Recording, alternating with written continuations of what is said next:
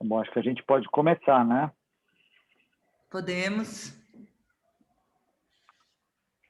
Então, antes de tudo, boa noite, Cris.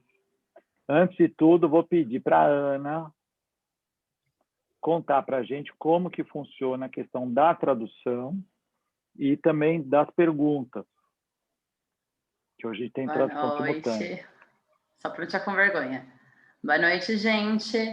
É o seguinte, é muito melhor para a gente poder dar atenção ao maior número possível de perguntas que vocês mandem aqui no Q&A, porque assim a gente tem um controle melhor do que foi respondido e o que não foi. Então, quem quiser, não mande no chat, mande no Q&A. E para poder ouvir todo o nosso webinar em língua portuguesa, clica aqui no globo da interpretação e escolhe o canal em português. Se alguém quiser escolher, quiser ouvir tudo em inglês, pode escolher o canal em inglês também, porque aí vocês vão ouvir o doce som da voz da Rebeca Leão, nossa tradutora de hoje. Muito bom webinar, galera. Beijo. Obrigado, Ana. Obrigado, Rebeca, por estar mais uma vez aqui com a gente. Bom, quero começar agradecendo a presença, né, da Clara, mais uma vez, super parceira aí, e do Stefaan também, por ter topado, né, vir falar aqui no Brasil, ter topado fazer essa parceria aí com a Teia. E vou deixar a Clara falar por que curiosidade tem a ver com o L.A.R, né, que é o Learning as a Revolution. Esse é o 5º evento que a gente faz. Então, fala para a gente, Clara. Bom, boa noite, Ale. Obrigada mais uma vez pelo convite. É sempre uma oportunidade muito gostosa e empolgante poder falar sobre esses temas nesses nossos encontros aqui de aprendizagem fora de controle, que a gente brinca, né? Que é a aprendizagem que está ali no dia a dia e que não depende dos indicadores, dos controles e dos processos, é aquela que acontece na vida e que já está acontecendo, né, em todos os lugares. E a gente, então, nomeou esse movimento de L.A.R, Learning as a Revolution, né, que tem diversas ações, e acho que esse nosso ritual dessas conversas é uma delas que faz esse tema pulsar. E algo que motiva muito a mim, pessoalmente, e nos motiva juntos, né, essa união com a Teia e também o Stefaan, eu percebi nas diversas conversas que a gente teve, essa visão de acho que são 2 elementos centrais, né, que a gente tem em comum aqui e que eu acredito que quem está aqui nos assistindo também deve ter isso na sua vida. A primeira é da aproximação da aprendizagem das pessoas, né? Quando a gente percebe, no livro também trabalho esse tema, de que a transformação que a gente vem vivendo, né, em todas as esferas da vida, mas falando aqui especificamente, né, da nossa vida profissional e o tanto que a gente é exigido de coisas novas e de aprender sempre e etc., tudo isso acabou criando uma série de dispositivos que parece que a aprendizagem ela é quase algo que você precisa comprar, que você precisa consumir técnicas, que você precisa,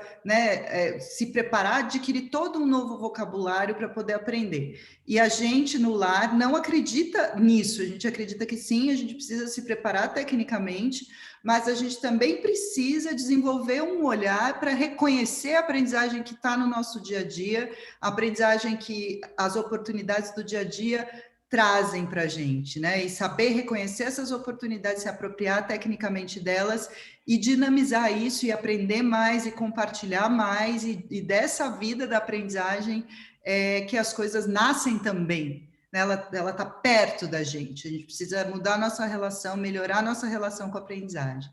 E um outro elemento em complemento a esse é essa visão de que aprender e o conhecimento, mesmo no mundo do trabalho, ele não é só ferramental, ele não é só transacional. Conhecer, aprender é algo que nos motiva intrinsecamente. Eu li esse livro aqui sobre curiosidade, que é do Mário Lívio, que é um astrofísico, que escreveu Deus é Matemático, e ele fala muito sobre isso, sobre a motivação intrínseca da curiosidade, né? Porque teve uma época que se acreditou que a curiosidade a motivação era cobrir uma lacuna de conhecimento, mas não, a curiosidade é a paixão por aprender e quanto isso tem valor. Né? E a relação de curiosidade e aprendizagem nesse campo mais inspirador da vida, e que também é um campo do pragmatismo, do aprender a fazer e de fazer coisas novas e se desenvolver tecnicamente e profissionalmente. Então, o ponto não é deixar o pragmatismo de lado, mas é retomar a aprendizagem como algo da vida e algo bacana e algo que tem sentido e valor em si. Né? Então, por isso que esse tema da curiosidade ele é tão relevante ao L.A.R. E por isso que a gente ficou tão entusiasmado quando descobriu o Global Curiosity Institute, porque acho que é um parceiro que vai nos ajudar a dar uma base, enfim, a gente aprendeu muito tecnicamente sobre curiosidade, né? Uma base mais analítica sobre isso, categorias de análise, como que a gente traz isso para a forma como a gente planeja as ações do L.A.R. também. Então, eu vejo também como uma oportunidade muito grande de aprendizado e de ir colocando o tema no lugar que ele merece. Então, já me alonguei muito, mas acho que a gente contextualiza aí bastante a relação de curiosidade com o L.A.R. Muito obrigada, Stefan, mais uma vez, por estar aqui com a gente, e vou passar para o Ale apresentar melhor o Stefan.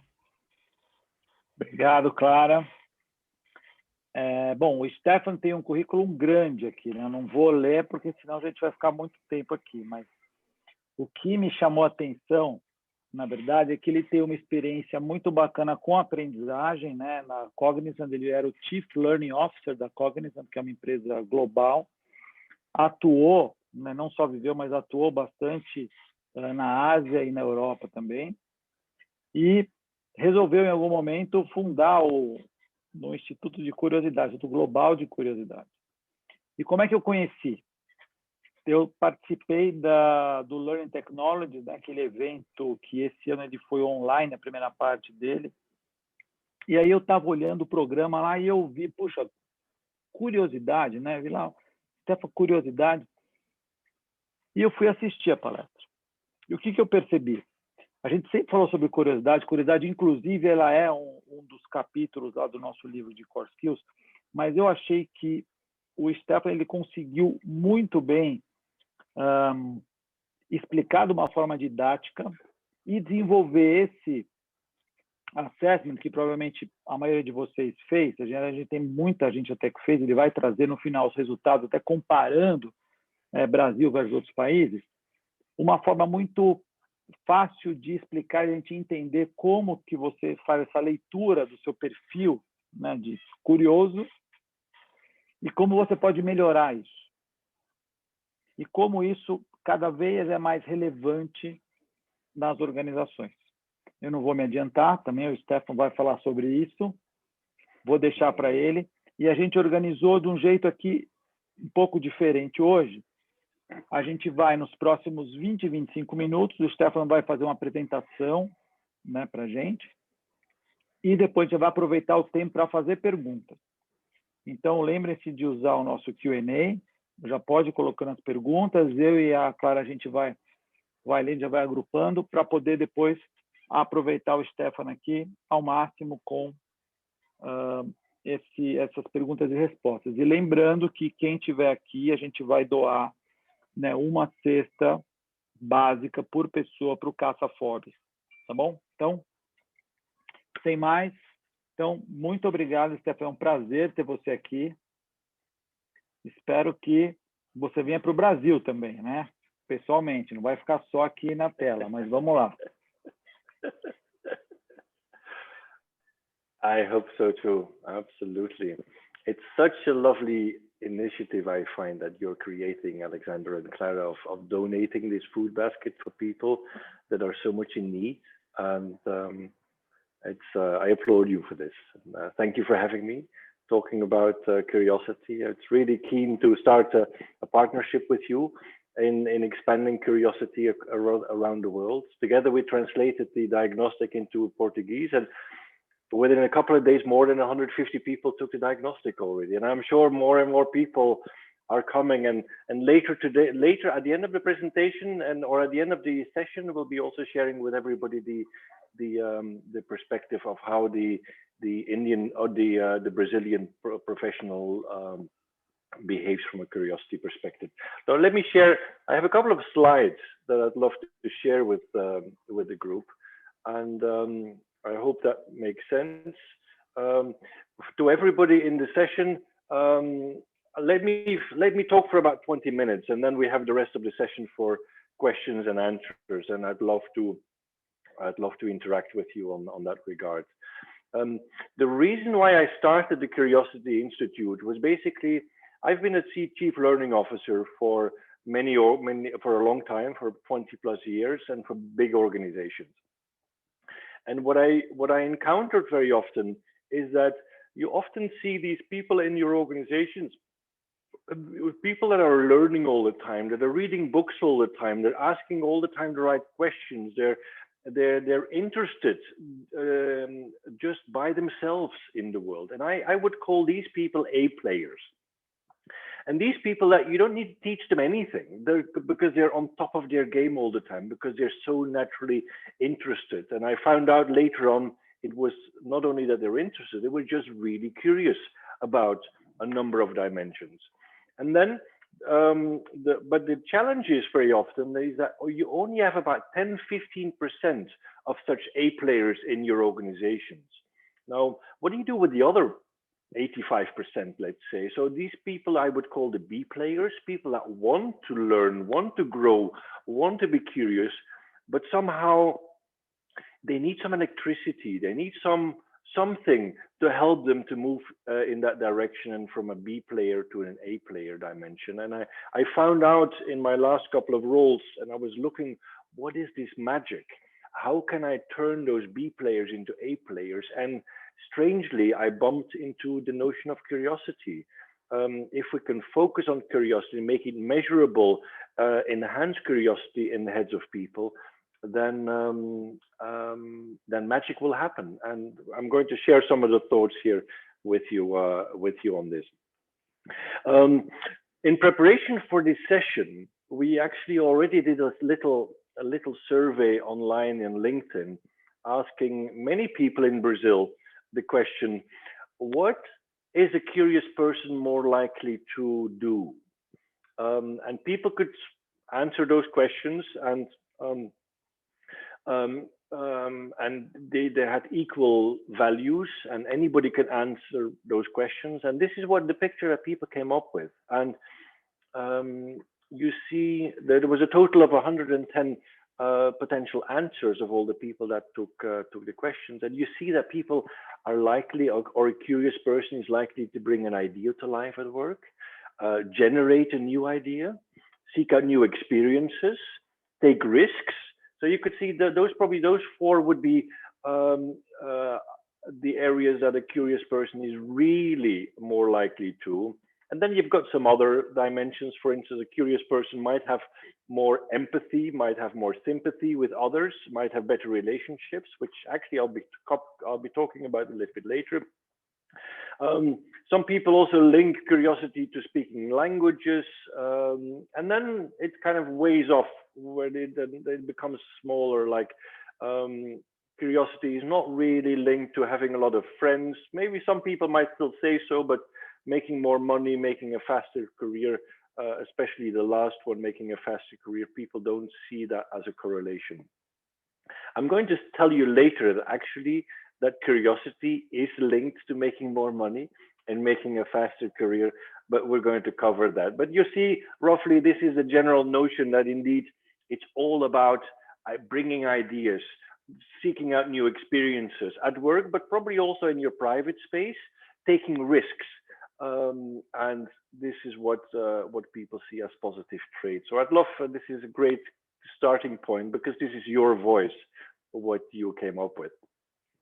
One of the articles that helped me to convince that curiosity is important was the article that was written by Francesca Gino in the Harvard Business Review. And she came up with 3 insights. First of all, curiosity is more important than was previously thought. So curiosity is something that we should really worry about, or as positive, from a positive perspective, because it can make a magic change for people. Another insight is that to create curiosity isn't that hard. By making some small changes in organizations, in your practices, in your processes, in your climate, in your culture, leaders can start to encourage curiosity more than they have been doing so far. And also the third insight, which is probably the important one, because I think we have quite a number of leaders in the call, is that although leaders might say they favor curiosity, actually many of them, through their behavior, but also through their processes, stifle curiosity, so create barriers for curiosity. And that was an interesting start for me to kick off the Curiosity Institute. Another reason I think is now, when we're faced with all these changes that are happening to us, already changes that are happening a couple of years ago, but especially now with COVID-19, all these changes are creating an environment where there's huge disruption of economies, there's huge disruption of societies, there's huge disruptions of industries. There's bound to be lots and lots of reskilling needs as the world is retuning itself into the 21st century. Because a big difference between the 21st century and the 20th century for me is the 20th century was the century of industrialization and production management, scientific management, efficiency, while the 21st century is all about the century of ideas. If you're looking at the power of internet, look at the session we're doing now. I'm speaking to you in English, and you're listening through Rebecca's help in Portuguese, which is all created by ideas online, which is beautiful. So, but in any case, we need a lot of curiosity in our people, in the people that we're working with, the people that we're working for, to drive the success of our industries, our society, our country towards the future. Now, saying that you value curiosity doesn't mean that you are actually doing it in practice. I'm doing a lot of research through a number of the diagnostics that I'm creating, and already, and you could probably see that in the question that I asked earlier on the second slide, whether a professional is more likely to do something. We all agreed that professionals are more likely to generate an idea at work. And before I asked people, when I'm asking global audiences, about 82% of the people agree to this. But when I'm asking also companies and managers and professionals whether they actually have shared or generated an idea recently at work, then only 37% say that they have done this. So you could see this this theory versus practice, or this difference between people belief of what is good and what is actually happening on the workspace, on the work floor. And this is a gap that I'd like to solve with organizations and with individuals. How do you make sure that the theory and the practice come together? Now, you're seeing, for instance, that a person like Satya Nadella, who is the CEO for Microsoft, and I think most of us know him, maybe not personally, but at least we've seen his picture and his story. He started roughly in February 2014 when he took over the position as CEO at Microsoft. And what he did really, really well is he changed dramatically the culture in his organization, and he was focusing heavily on workplace curiosity, growth mindset, those dimensions, and that changed radically the culture of his organization. And one big aspect of that change, he changed the culture from one that was focusing on experts who know it all to an aspect of individuals who have a learn it all mentality.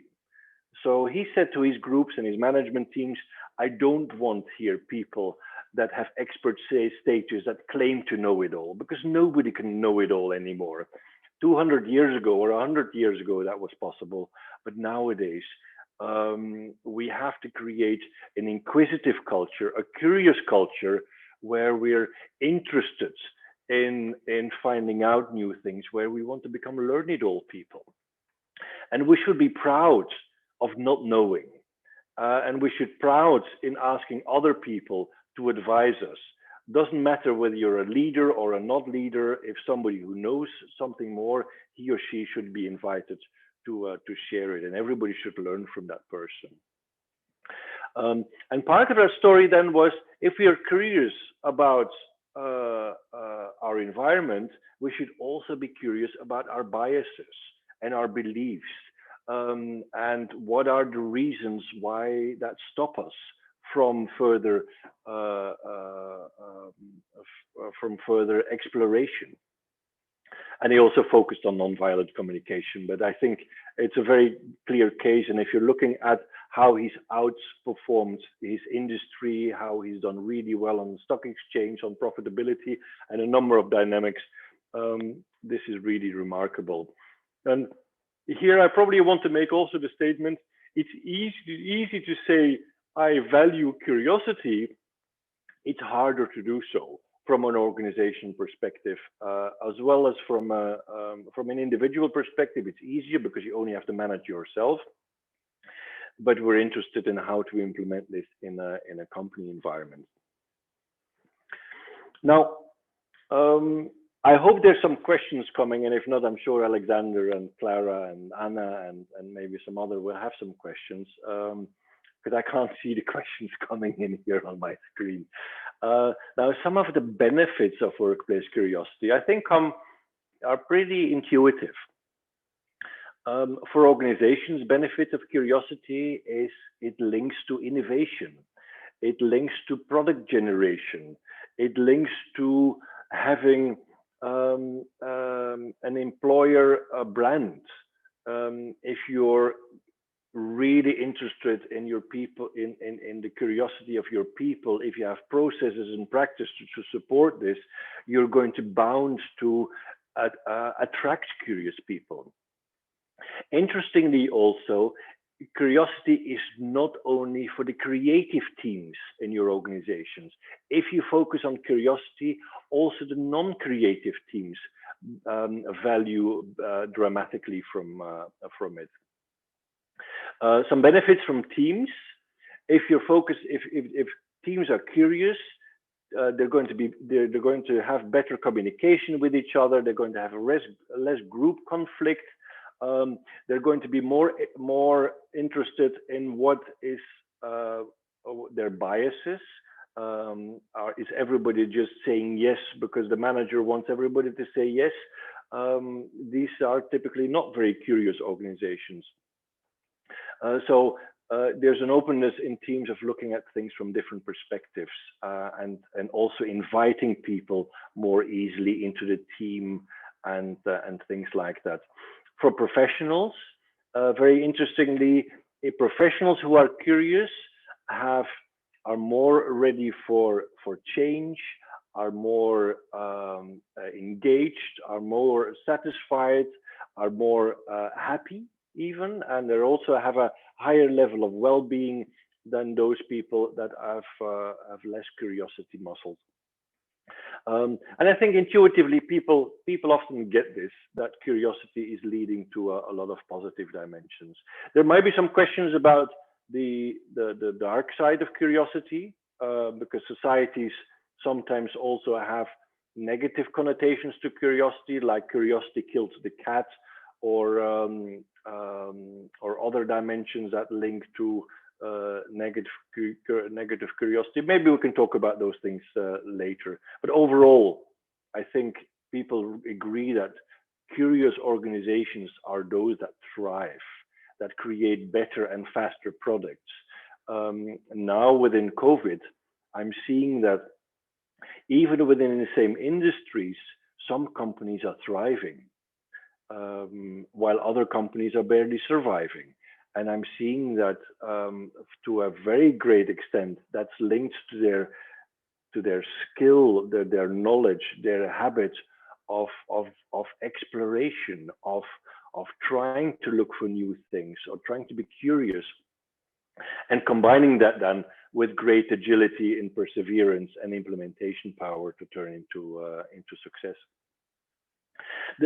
The definition I'm carrying around curiosity is the following.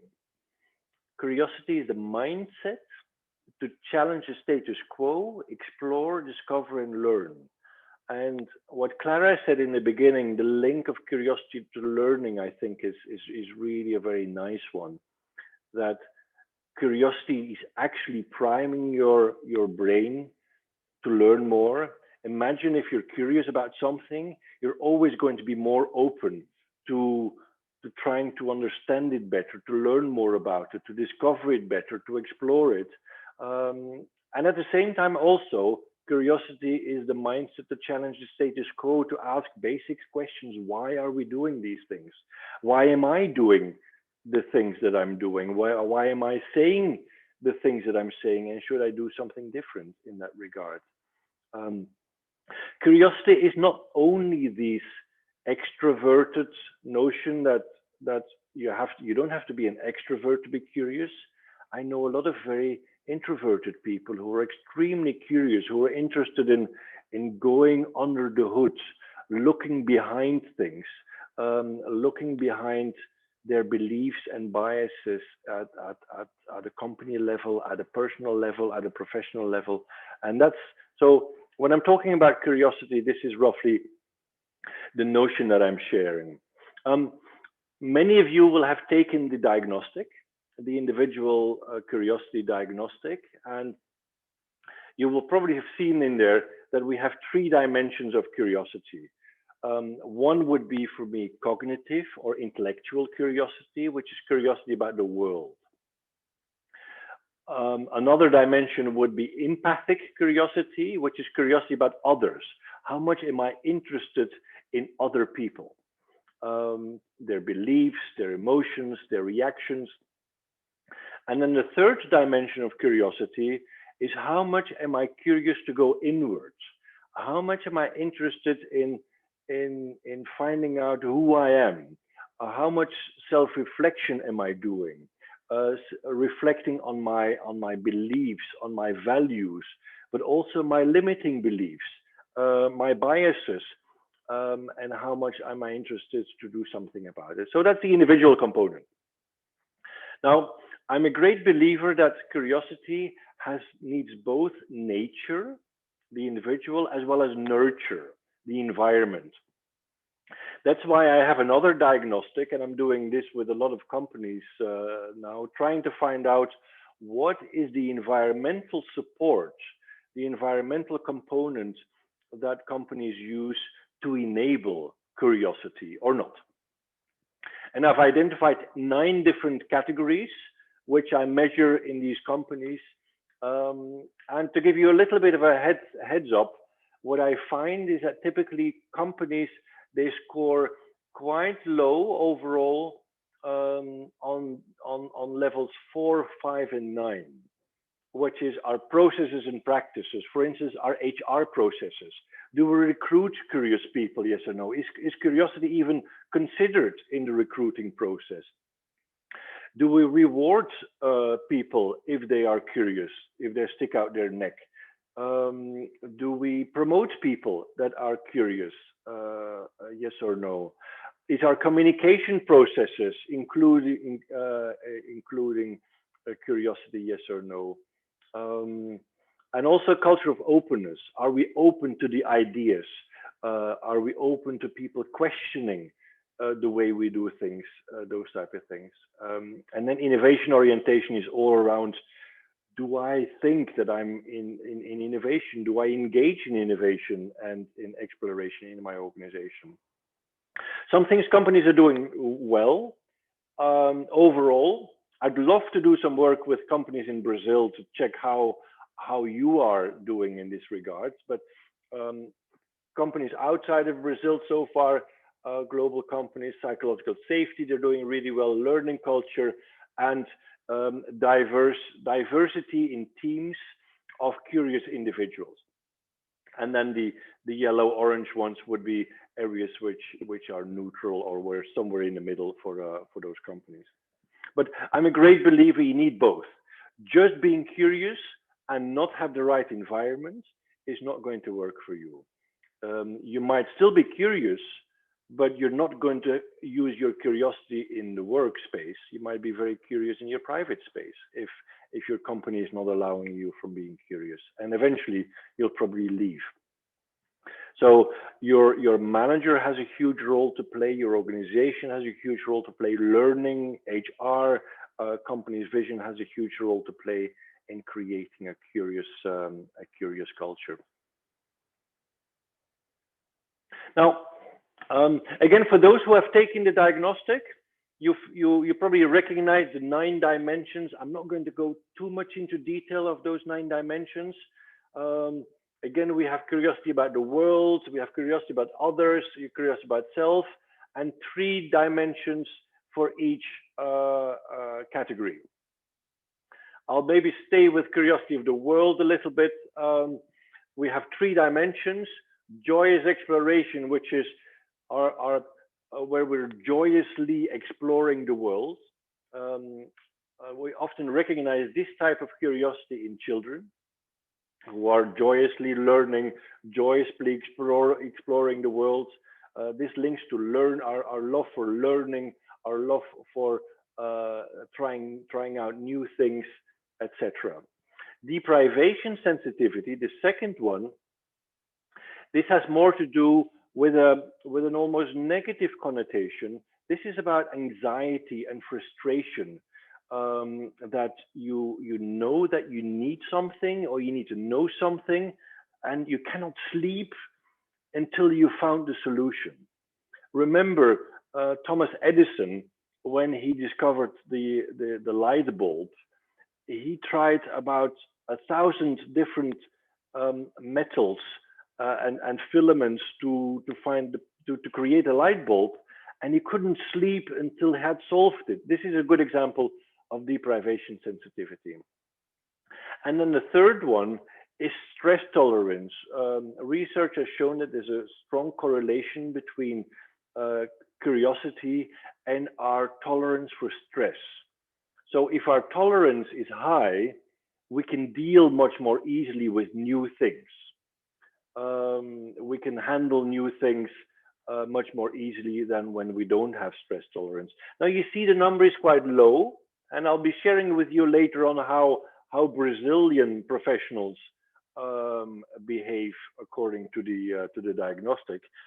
I think this is nowadays low because of COVID and the changes in the economies, that somehow there's a certain level of anxiety and stress that is creeping into everybody's life, that is diminishing somehow our level for curiosity. Doesn't have to be, but the reaction of many people is that stress is creating a lower curiosity level. For some people, it's the opposite. Some people need that stress and they go really high on curiosity. Curiosity about others is empathic curiosity, openness to ideas of others, openness to emotions, openness to reactions of others. And then the desire, and then curiosity about self, the desire for reflection, whether I have the desire to reflect, whether I have actually the habit to self-reflect, and what insights, what do I do with that self-reflection? And now this is a picture of the global professional, the picture of the Brazilian professional I'll be sharing with you a little bit later, so get a little bit tensioned further. Now, I already touched upon it. There's some detractors to curiosity, and these detractors can come from within but can also come from the environment. From within, some detractors could be anxiety. As I said just now, if your job is at stake, or if the economy, if somebody in your family has some situation, you're not going to be very curious. Another thing, also judgment. If you're highly judgmental of others, you're closing yourself off from something new. That's going to detract you. Overconfidence or arrogance is going to kind of lack your curiosity. Curiosity always needs a little bit the child in you to not be overly confident, but some always this feeling like I'm 80%, I'm comfortable with that 80%, but I still need a little bit more. So that's really good for curiosity. Apathy, lack of interest, just don't care. That's of course not a very good one. And limited knowledge, it's an interesting one. The more knowledge you have, the more you learn, the more curiosity will help, and the more you'll have tools to work on curiosity. Now, with limited knowledge, also there's a difference between narrow and broad curiosity. Narrow curiosity is often, I have people that tell me, oh, I'm really curious. I'm an engineer or I'm a historian, and I only read things in my area of expertise. This is narrow curiosity. There's nothing wrong with that. You only have to understand is that narrow curiosity gets you deeper into your specialization, but does not help you to think broadly. Broad curiosity are people that are broadly curious are people that are reading many different things, that are interested in many different aspects of things. And these typically, the more broadly curious you are, typically the more easily you're going to make a career in your organization, because you're interested not only in your thing, but also in some other things that are important for the organizations. Nobel Prize winners nowadays are almost always combining 2 or 3 areas, and they're creating magic in the interfaces between those 2 broad areas. So these were some of the detractors from within. Detractors from outside could be like harmful energy from individuals around us. If I have a micromanager, a manager who's checking on me every single minute, I'm not going to have a lot of energy to be curious. But it can also have to do with the wrong role models and things like that. Stress through workspace, society. I often make the joke that children are naturally curious, and then at the moment they start interfacing with society, their curiosity goes down. The moment that parents start saying, don't do this, or don't touch that, or don't do that, talk to that person, that's already the beginning where we start to limit kids. And then our teachers, they start saying the same things. And then a child is asking about 70 questions a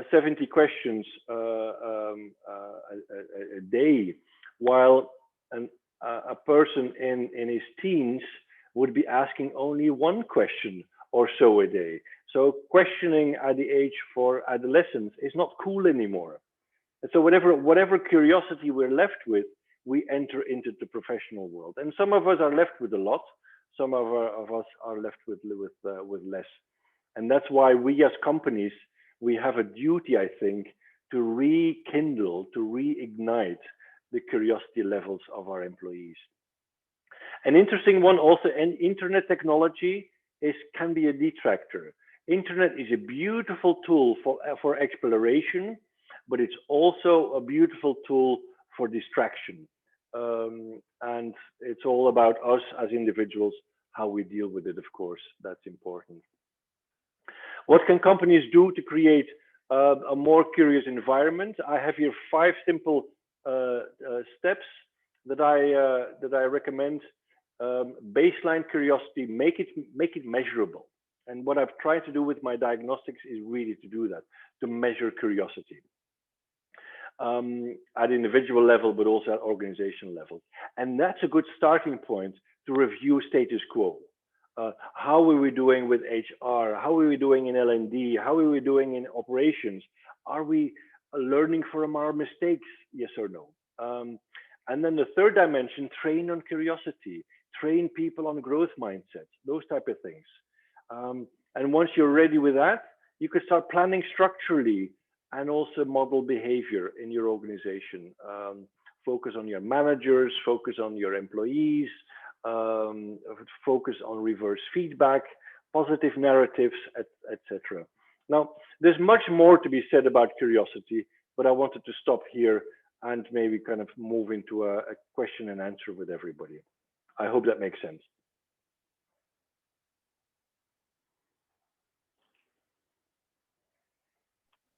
Muito obrigado, Stefan. Aqui a gente tem já várias pessoas curiosas, boas perguntas aqui no nosso Q&A.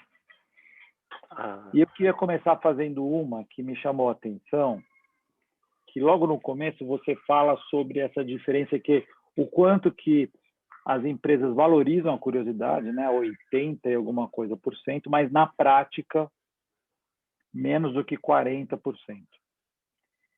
Então a gente acaba vendo muito isso no discurso também em relação à aprendizagem. Não, a aprendizagem é valorizada, aqui a gente tem a cultura de aprendizagem, mas a hora que você mergulha e começa a entender, o discurso está muito distante da prática. Por que que você acha que isso acontece com a curiosidade também?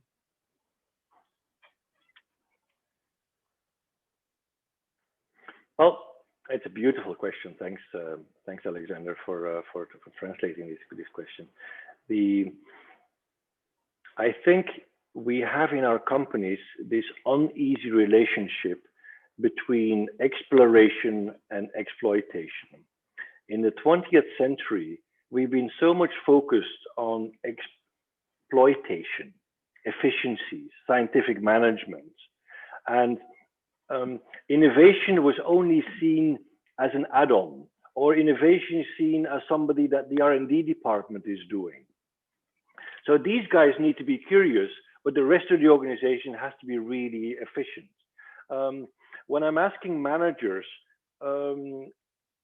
whether they value curiosity, they often say yes.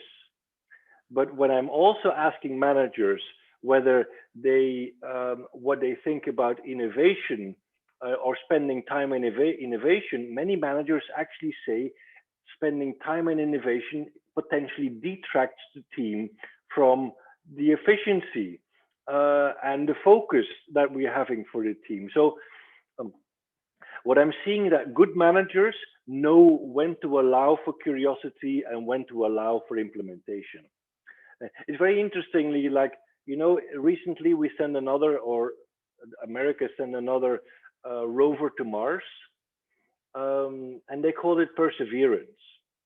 Do you know what the name of the first rover was? It was Curiosity.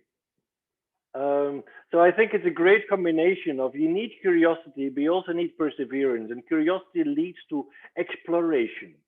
And now when our industries and societies are moving so much faster than before, we need to start focusing on this curiosity. The challenge is we've not done so far, because our economies were stable, our industries were stable. And even if they were not stable for the last 15, 20 years, we still behaved as if it was 1960 or 1970. And that's why you're starting to see now some early adopter companies starting to focus on curiosity, starting to also to teach and train their people on habits and mindsets. Because I don't know whether there's HR and learning colleagues in the room, but that's some area that we have not been focusing on as learning and development professionals very much. We focus very much on practical skills and maybe some behavioral skills, but anything around habits and mindsets has eluded us. Often we blame it on recruitment. You have not recruited enough curious people or people with the right behaviors. And I think that's why you see this difference between practice and theory. But I'm sure this will narrow down, because all the people, all the companies I'm talking to, and today I was doing a workshop with an innovation lab. They see we need to change. And innovation is, and exploration is not just for the innovation lab, it's for everybody in the company, because everybody can change things nowadays. So I hope that makes sense. Sim, muito obrigada, Stefan. Muito enriquecedor, muitas perguntas aqui a gente está recebendo, super estimulante, provocativo o que você está trazendo. E eu vou pegar um pouco o gancho dessa sua fala, né? A gente tem várias pessoas aqui interessadas no campo da aprendizagem e em pensar pessoas dentro das organizações, e eu percebi que a sua fala foi bem provocativa e a gente recebeu várias perguntas sobre como fazer, né? Então, como a curiosidade pode ajudar a organizar um sistema de aprendizagem? Como esse relatório, né, pode ajudar a pensar ações de desenvolvimento da curiosidade para times e organizações? Como medir, né, se isso não, se a curiosidade é mais ampla e não entra nesse tipo de desenvolvimento mais técnico? Como é que a gente pode medir os resultados dessas ações? Então, gostaria de convidar você para explorar um pouco esse como, tanto na sua experiência, nas diversas organizações pelas quais você já passou, né, de experiências de estratégias e táticas de como colocar a curiosidade aí, quanto coisas que você imagina que podem funcionar e ter resultado. Okay, lovely. Beautiful. This is a broad question, so I'm going to answer also in a broad fashion. Now, curiosity, remember, has two dimensions: has the individual component and has the organizational component. You need to focus on both things. You need to recruit. You need to support the right individuals. What I see also, for instance, with my diagnostic, it has already a priming effect. That the moment people realize that there is something like empathic curiosity or self-reflective curiosity, suddenly people realize, oh, I didn't think about curiosity in that way. But actually, and the beauty with that is that everybody's good at something. I have sometimes people that tell me, oh, I thought I'm not really curious. But now I realized I am curious about people. I am curious about others, and it has a possible role. And within a team, it's interesting that when I'm doing team workshops, I'm telling that some people have their primary skill in curiosity about the world, while others might have a primary skill in curiosity about self. And the mix of this together is a nice way of people to interact. There's also the environmental aspect. How much, when I'm doing these diagnostics with company, this is a starting point for people to realize how much do we value curiosity in our team. I'm actually doing a lot of work with learning and development and HR teams. Just for that team, how curious are we as HR? How curious are we as learning and development groups? For ourselves, what are our biases? What are our beliefs? What are the processes that are supporting us or not for being curious toward ourselves as well as our groups? And I find this really cool. Some practical examples. What I've seen with companies is maybe hackathons. What if days, creating open days where anybody can ask any stupid question and it's okay. I have also had a company, they created the prize for the biggest fuck up, the biggest failure in the team. And every month the team had to come up with the biggest and the biggest it was the biggest learning actually. Because the most things you can learn from the biggest mistake you have.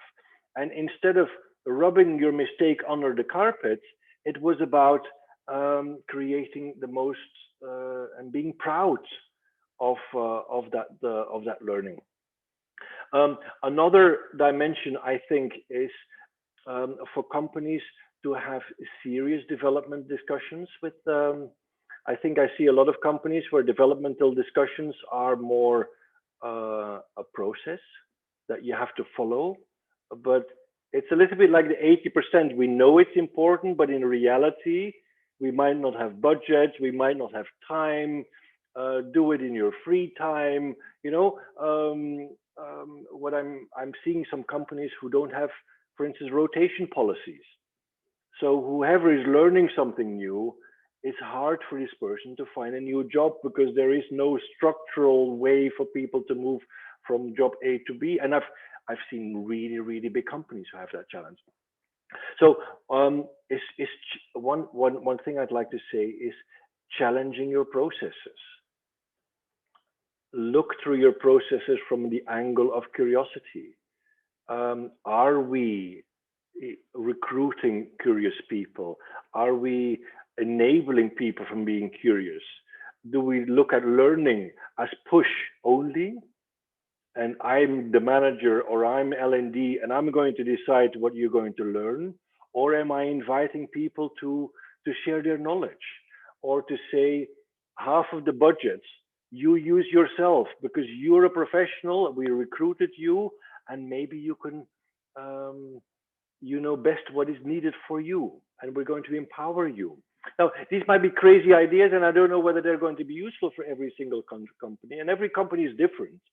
So every company will start from a standard diagnostic, and then they will go their own way, given their culture, given their desire, given their size, given their industry, what is possible and what is not possible. But what I've seen is always a fun and worthwhile journey, because at the basic level, it is what company feel is needed. Now, it's probably important. This has to be supported by your management.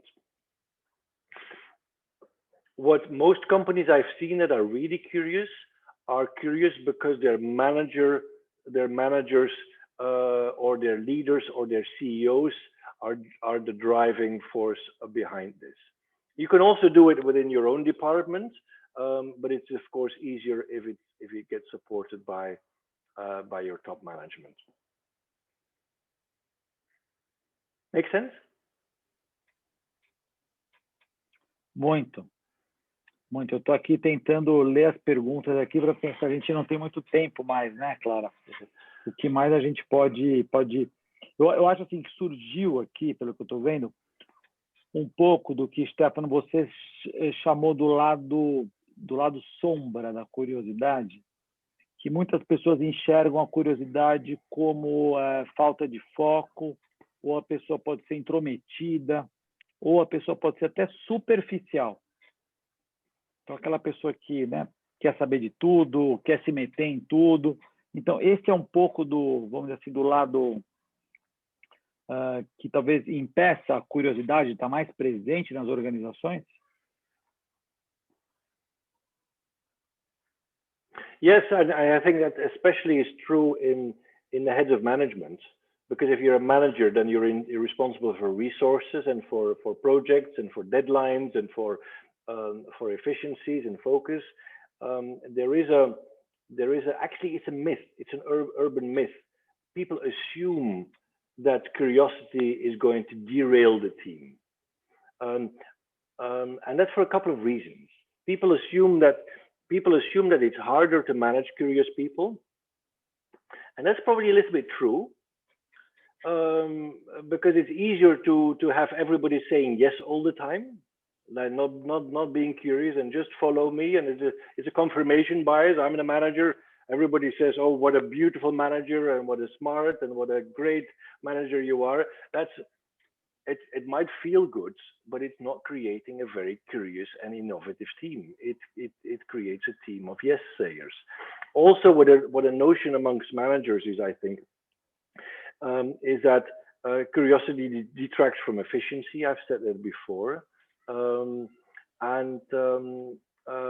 Also what you see in some companies is that there's a certain level of risk-aversive behavior towards things that are new. Because things that are new have to go through the levels of the organization to get approval by mid-level managers, by senior management. And every time there is a risk, because if the project doesn't succeed, I'm going to lose my face to the next level. So I'm only going to allow new projects that are going to be 100% successful. And that's why it's hard for quite a number of companies to allow this. If you have a culture like at Microsoft of learn it all, it's easier because then everybody's interested in exploring. Now, I've created 5 traits of curious leaders, and one trait for these curious leaders is indeed, I call it confident humility. Saying that you don't know, but being confident about it. So not hide that you don't know, but saying, actually, guys and girls, I don't know. What about your idea? And who creates the psychological safety in a team? A manager who is curious him or herself, both at the level of cognitive curiosity, empathic curiosity, as well as self-reflective curiosity. Now, curiosity is a combination of, or has to be married with exploitation. You have to have exploration, but you also have time for exploitation, because otherwise you're all the time going to think and there's no action going to happen. A good manager knows when to allow for exploration and also knows when to say stop. We're going to go now in the implementation or exploitation mode. These are some of the traits that are going to help this dark side. But if you're talking about dark side, you also have in society dark side. If you're looking at the Bible, when Eve, she was eating the apple of knowledge and she gets kicked out of paradise. Or you have, the story of Sodom and Gomorrah, where the angel tells the family, go away and don't look back. And then the woman looks back and she turns into a pillar of salt. Or some of the stories that we tell our children, like Walt Disney stories, Sleeping Beauty, she looks at the spinning wheel and she's interested and she wants to explore the spinning wheel and she pricks her finger because she's basically being curious. So you also see in a lot of stories some of the drivers that go against curiosity, because actually curiosity is creating a challenge for the status quo. And if we as organizations allow this, great. If we don't allow for this, then some other companies will take our market share. Interessante, eu não tinha pensado nessa da Branca de Neve, é verdade, né? De certa forma, a cultura, né, coloca essa limitação para a gente, religião e tal. Mas antes de pedir, Stefan, para você colocar aí a comparação, né, dos assessments do Brasil, o Bruno perguntou o que o Global Institute of Curiosity está fazendo, né? Está fazendo aqui no Brasil, né? Primeiro tem o lado da pesquisa, que é esse de estar rodando esses assessments aí individuais no mundo inteiro, né? Para mapear esse perfil das pessoas e correlacionar com N variáveis. Tem um trabalho que é feito para equipes, então que a gente também vai começar a fazer agora aqui no Brasil, em parceria com o Stefan, né? De fazer esse perfil da curiosidade da equipe, que é um assessment diferente, como que você estimula isso dentro de um time. E, como o Stefan mesmo falou, tem o trabalho que é mais amplo, que é olhar a organização como um todo e como a gente consegue estimular a curiosidade na organização como um todo, né? E isso, para a gente, está muito ligado também à cultura de aprendizagem, porque nada mais econômico e eficiente do que a gente instigar curiosidade nas pessoas para aprender, do que ficar enchendo a prateleira de curso, né, no LMS, onde for, e pedir, e implorar para que as pessoas acessem, que a verdade é isso que um pouco acontece hoje. Mas, Stefan, queria que você mostrasse o gráfico aqui do Brasil e fizesse as suas seus comentários. Yes. Oh, okay, where we are? Oh, hold on. All the way. Here I am. Oh, stop share. Let me share again. Sorry for that, guys. This was the picture. Okay, first of all, comparing the Brazilian professional versus global professional, I have now about 1,900 professionals. I also have students and retired people. I don't count them in here. So I have 1,900 professionals and 142 professionals in Brazil. And you see actually a difference. In some areas, the Brazilian professionals are doing better. In some areas, they're not doing better, which is fine. If you're looking at joyous exploration, deprivation sensitivity, so the joyous exploring the world, you're doing slightly better than the global average. Also, in terms of your discipline generated curiosity, deprivation sensitivity, you're also doing well. In terms of your stress tolerance, you're about 10 points lower than the global sample. Maybe that has to do with COVID, because people have been taking my diagnostic for the last 9 months or so, and there has been different peaks of COVID around there. So maybe that's because of a COVID effect. I don't know. That's something that we can have a discussion. In terms of your empathic curiosity, you are actually stronger than your peers in the rest of the world. You see on all 3 dimensions: openness to ideas, openness to emotions, and openness to reactions. And on curiosity of self-reflective curiosity, you clearly have a higher desire for reflection. You also do it more than your peers globally. Only the insights, so taking action from the insights of your self-reflection, you seem to be a little bit less engaged in doing something about it. If you find that you have to change your behavior, your habits versus your peers around the world. I've also looked at within Brazil, is there a difference between men and women in terms of curiosity? And there is a difference, not big, but some difference. In terms of joyous exploration, deprivation sensitivity, no difference. Men and women are exactly the same. In terms of stress tolerance, however, you see women are about 10% lower than men. And this is just for Brazil. I don't know what the reason is there. Is it because women are more fearful for their jobs? Is it because the women in the sample are also taking more care of the house than their husbands are? I don't know. This is for you to tell me. But in any case, this is what comes out of the data.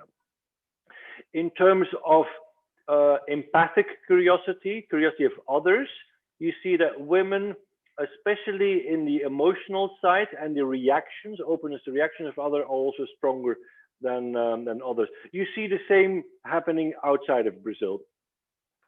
And then in terms of self-reflection, the desire, same thing. Habits for self-reflection, women are slightly better at having a habit of thinking about why they're doing the things they're doing, why they're saying the things they're doing, type of things, than men. And then insight to reflection is almost the same.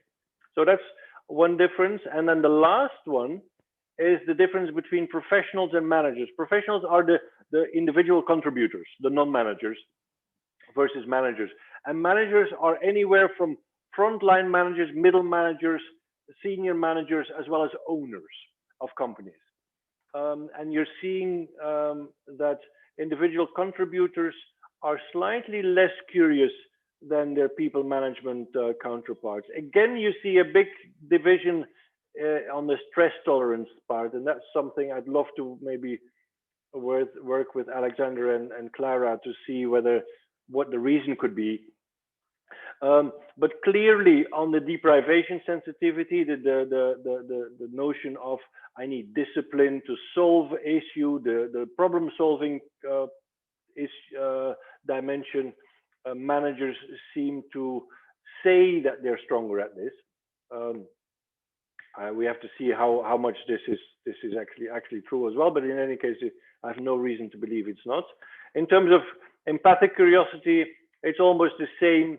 In terms of self-reflective, it's almost the same, albeit like taking actions is slightly stronger for managers than for non-managers. So these are the three dimensions I wanted to share with you. There's much more where it's just coming from. And if we have more people coming, like if we have several hundred people or 1,000 people, we can of course also slice between ages. Are young people more curious than older people? Actually, I see in many countries that older people are getting more curious than younger people. But in any case, we'll find that when we get there, when we have more numbers in Brazil. I hope this makes sense. I'll stop sharing now.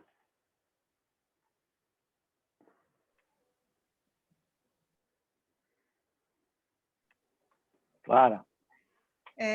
Acho que a gente já passou aqui um pouco do tempo, né? Mas eu estou percebendo que tem um campo de perguntas aí que o pessoal está trazendo bastante, que é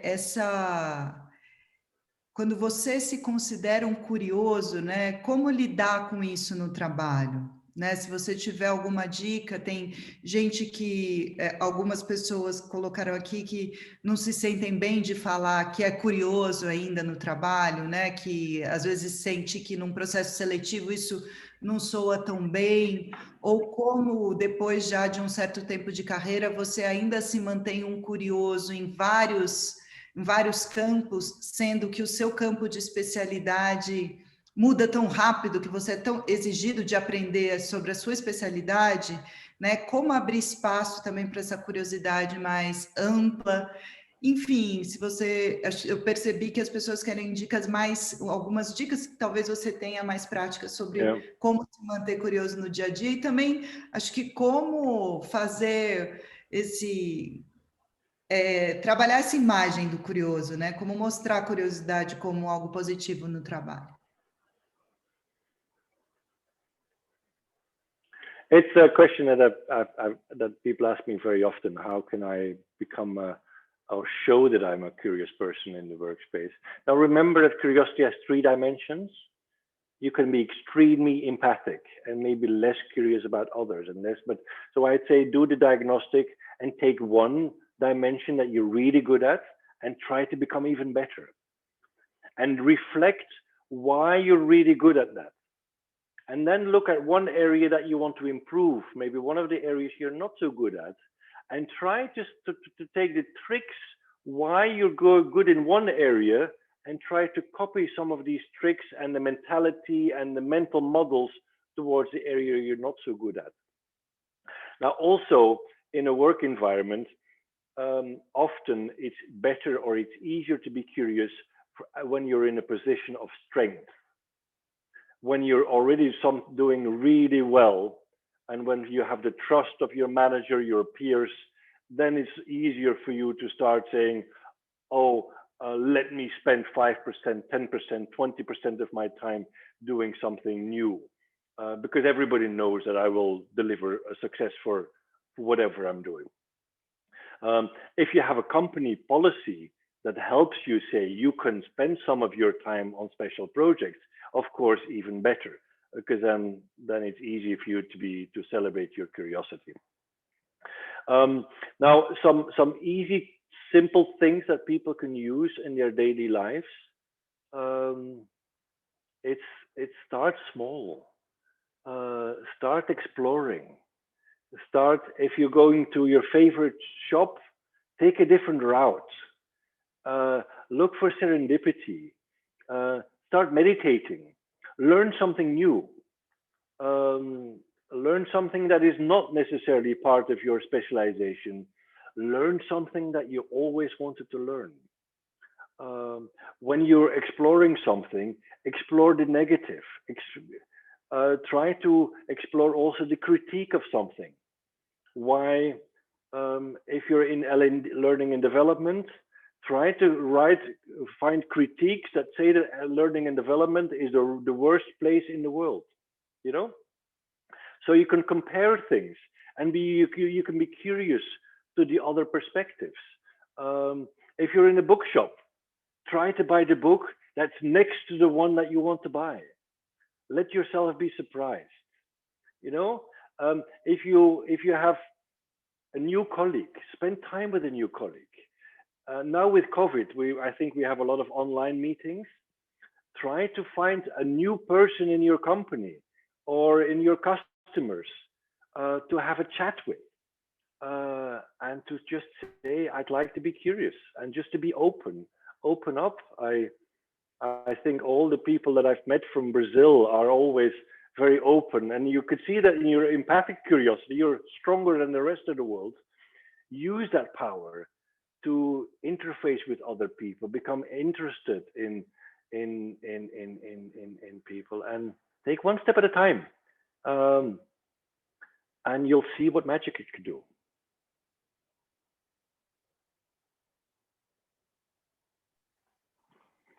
Muito inspirador, Stefan. Muito obrigado mesmo pelas suas palavras e por dividir aí a sua experiência. A gente ainda tem muitas perguntas. Estou falando aqui com a Ana e com a Clara, para a gente organizar essas perguntas e talvez aí enviar para o Stefan responder e depois a gente publica isso, né, para vocês de volta, envia para quem esteve aqui no webinar e tudo. O que eu vou fazer a semana que vem, a gente vai disponibilizar alguns horários para quem quiser conversar mais sobre curiosidade, sobre como que isso tem a ver com cultura de aprendizagem. Então, a gente vai mandar para vocês um e-mail com algumas opções, quem tiver interesse. Mas a ideia é que a gente comece, né, como a Clara muito bem falou, a gente precisa também trabalhar um pouco dessa imagem da curiosidade, do curioso. Por que isso é importante? Porque parece que é uma coisa... ok, é legal ter, mas de verdade, será que eu quero isso agora, eu preciso disso? E a gente está vendo que precisa. E isso também está muito claro até por todo o interesse, né, que o Stefan tem, né, recebido de várias pessoas do mundo inteiro para aprender mais por curiosidade, para exercitar a curiosidade. Então, a gente deve voltar a falar mais sobre isso num futuro próximo. Aí vai continuar em contato com vocês. Clara. É isso, a gente também vai preparar, aqui a gente fica falando uns com os outros para ir tomando decisões em tempo real, aqui no paralelo, porque a gente já passou do nosso tempo, mas está muito rico, então também a gente vai reunir essas perguntas, fazer uma pequena curadoria sobre o tema e disponibilizar para vocês em algum momento. Acabou de rolar essa ideia aqui entre nós. Então, esse conhecimento não vai se perder, além desses encontros aí que o Ale vai disponibilizar os horários. E a gente não poderia encerrar a nossa conversa de hoje sem fazer a pergunta para o Stefan, né, que é a nossa pergunta do L.A.R, e a gente adora ir colecionando essas respostas com as várias visões diferentes que a gente recebe aqui. O L.A.R, né, Learning as a Revolution, é um movimento que a gente começou para trazer esses outros aspectos para o mundo da aprendizagem, e a gente gostaria de saber de você, Stefan, qual é a revolução que você gostaria de ver na aprendizagem corporativa?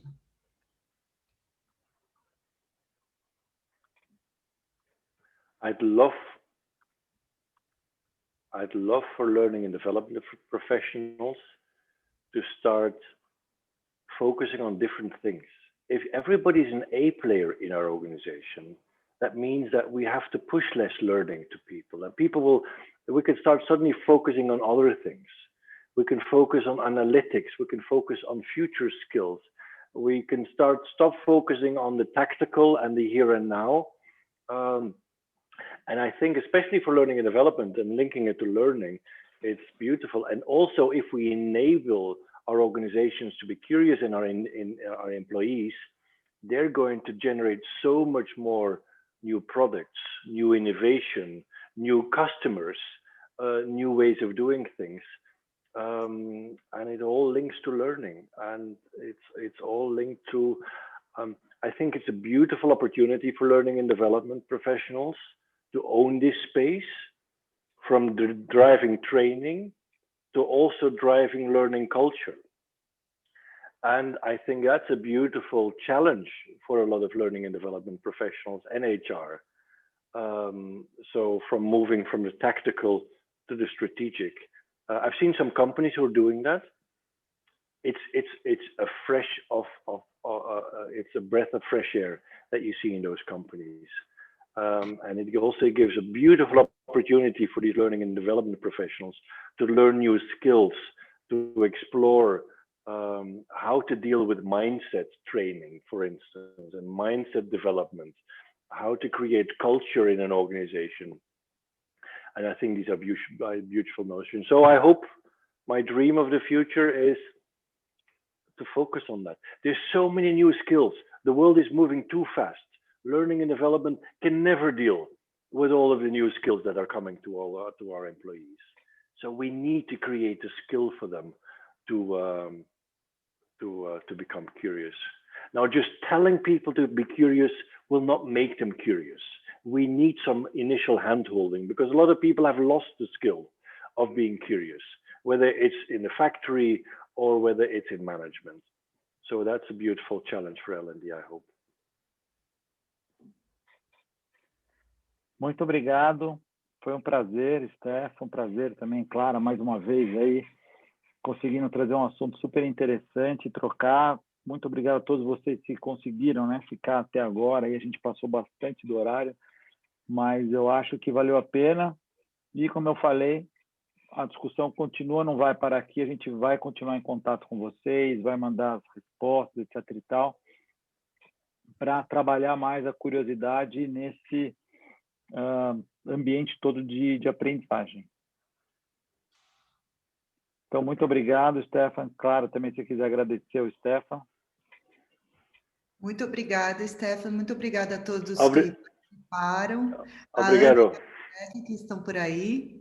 Ana e Tem Rebeca. o início de um diálogo longo, porque tem muito trabalho a fazer nesse campo e é um trabalho instigante que a gente quer fazer. Então, vamos continuar conversando e obrigada mesmo.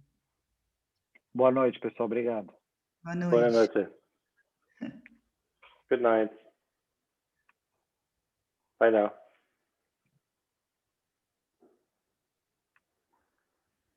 Okay. I'll leave the meeting, no?